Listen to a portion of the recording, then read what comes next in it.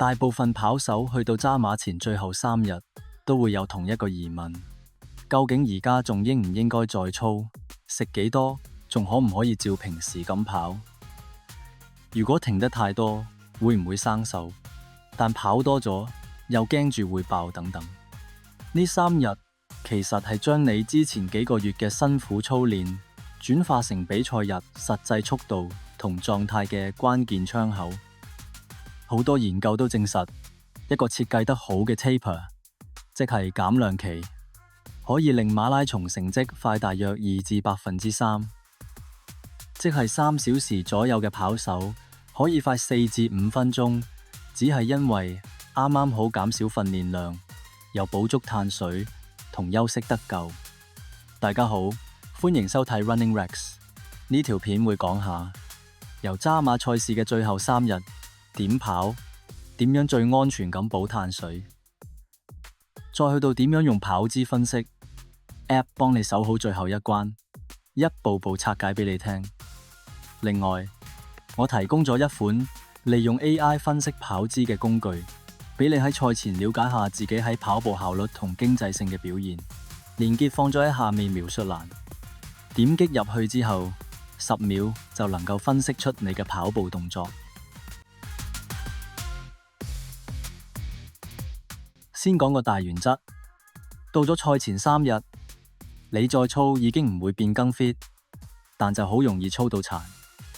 反而帶住疲勞上線。研究同大部分教練嘅建議都好一致，有效嘅 taper 應該係減訓練量，但保持少量強度，即係旅數大幅回落，但節奏同步頻可以保留少少，令神經系統保持活躍。比賽日就會覺得條腿有彈性。如果用數字去理解，對一般有系統練習嘅馬拉松跑手，最後1星期總里數大概落到平時里數嘅30至50%就夠。重點係唔好突然清零，令身體好似冇咗啲咩，出現嗰種又焦又眼瞓，甚至易病嘅感覺。有一個2023年綜合性研究，分析咗不同耐力運動員嘅 taper 策略，發現當訓練量減少約40到60%，但強度同頻率保持嘅情況底下，表現改善係最明顯。對馬拉松呢啲長距離尤其適用。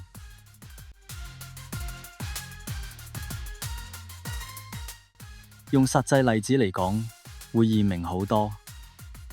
渣馬就喺星期日，星期4、5、6就係最關鍵嗰72小時。星期4可以跑一段好短、偏快少少嘅節奏，大概20至30分鐘，包括幾段1至2分鐘接近比賽嘅配速。目標只係提醒身體，而唔係要練心肺。星期5就可以變成超輕咁鬆散步，用15至25分鐘，心率保持喺平時 easy run 區域，跑完做少少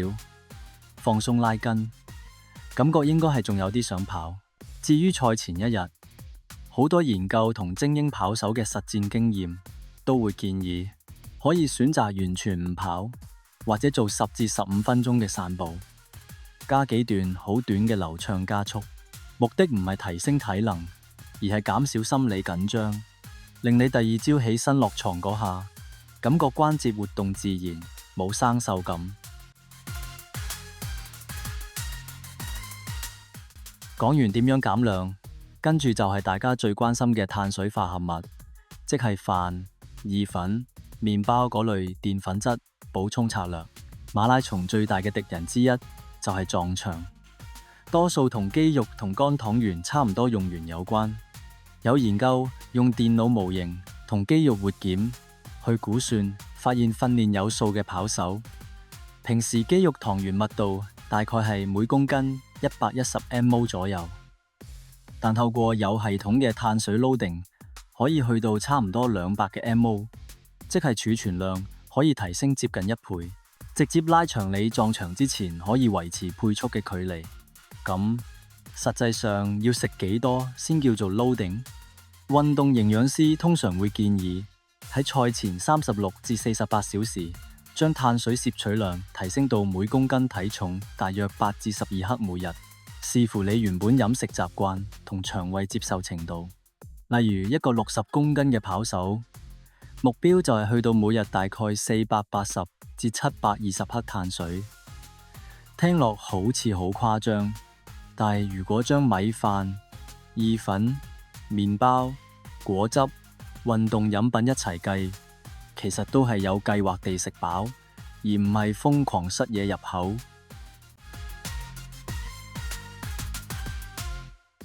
講到呢度，你可能會問：咁多數字，咁多細節，實際上點知道自己而家狀態啱唔啱？其實最後3日最重要嘅唔再係練新嘢，而係確認你而家套跑姿模式喺比賽配速底下係穩定、經濟，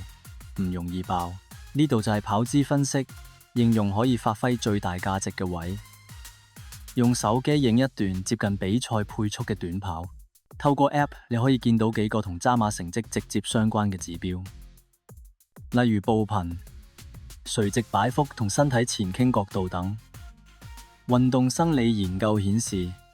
較高但合理範圍內嘅步頻同較少上下彈動，通常代表跑步經濟性比較好，即係用同一個氧氣消耗，可以跑得更快或者更遠，對馬拉松呢種長距離特別重要。另外，呢個跑姿分析應用啱啱推出咗最新優化，新增咗第8項重要指標，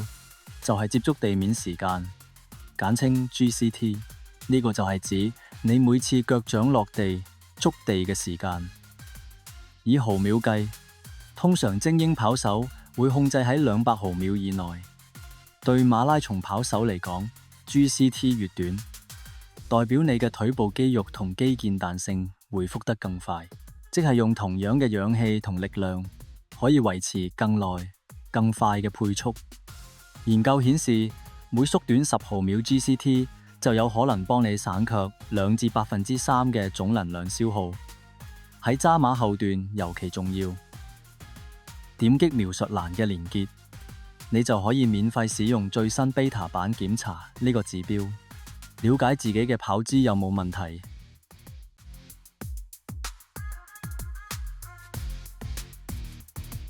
由科學角度睇，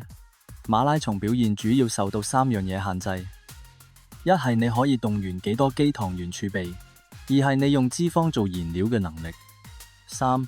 係你喺某個配速下嘅跑步經濟性。碳水 loading 主要係幫你推高油缸容量，taper 係幫你令引擎喺比賽日恢復到最佳狀態，而跑姿分析就係幫你將每一滴油用得最盡。從專業長跑手嘅角度，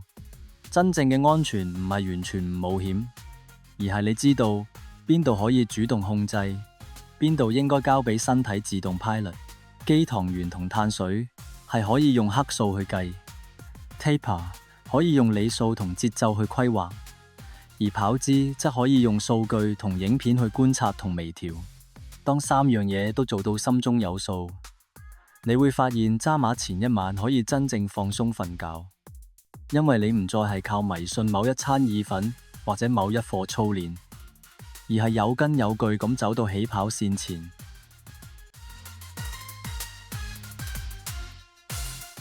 如果要將成件事變成一個你真係可以照做嘅方案，可以咁諗：首先，確定你最後一課真係辛苦嘅質量課程，至少係賽前10至14日完成。賽前3日內唔再做任何會令你心肺或者肌肉明顯疲勞嘅訓練，然後由賽前36至48小時開始，系統性咁提升碳水攝取。目標每公斤體重8至10克碳水。如果你本身係比較高里數，或者目標配速較進取，可以逐步試近10至12克。但前提係之前有喺長課實測過自己腸胃嘅接受度。最後要同你講，點樣將科技變成你呢次渣馬最實際嘅隊友。你可以用下面連結入去試用跑姿分析 App， 拍一段你比賽配速嘅短跑片段。App 會幫你量度包括步頻、觸地時間、膝角度、髖部穩定性、同身體前傾等關鍵指標，仲會根據你而家嘅狀態，俾出啱你級數嘅微調建議。呢啲數據可以直接用嚟 fine tune 你最後3日嘅輕鬆跑感覺，亦可以幫你設計比賽當日嘅節奏同步伐目標。最重要係，依家你可以免費試用，點擊下面嘅連結，俾自己同你練咗咁耐嘅身體一個最公平、最科學，亦最安心嘅渣馬。今集就講到呢度，如果覺得呢條片有用，記得俾個 like 同 subscribe，下次再見。Keep running！